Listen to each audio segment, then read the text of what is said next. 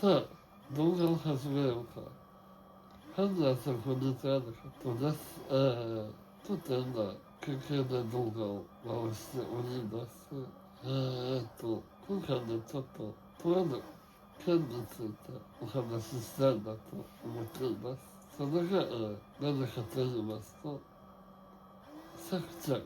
坂倉さくらちゃんの件ですね。昨日ですね、ツイッター X の方で、情報がありましたが、さくちゃんが極度の、不安による、精神の不安定になり、しばらくの間活動を休止するという情報がありました。そうですね。なんか、すごく、自分も見てびっくりしちゃって、本当はね、エクサの方にポストしようか悩んだんですけど、さきちゃん、すごく応援している方でもあったので、今回こうやって動画を回させていただきました。そ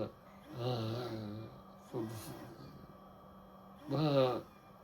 本当にね、さきちゃんは、今、ミラノに管理をして、生活生活をした1年とちょっと経ってね、本当に、ほぼほぼね、お休みとかもなくね、ずっと知ってたと思うんですよ。なのでね、本当に無理せず、ゆっくり休んでほしいなと思います。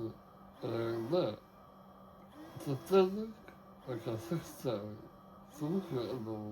中とかったね、福岡公演の時にも、全然その、落ち込まないように見えるけど、結構気にしたりとか、落ち込むこともいっぱいあるって本人も言ってたので、もちろんね、昨年この皆さんは当然ですけど、今でもね、多分みんなも、さきちゃんが、今は野宿に休むので、かつ、来る時にね、全力の笑顔でお帰りってなってたよっていうふうにね、そういう雰囲気作りを一緒にね、してほしいなと思います。中とも当然、めちゃめちゃ寂しい気持ちもありますが、さきちゃんが元気にね、帰ってきてくれるのを待っていますので、本当に、今は何せずね、もう何も気にせず、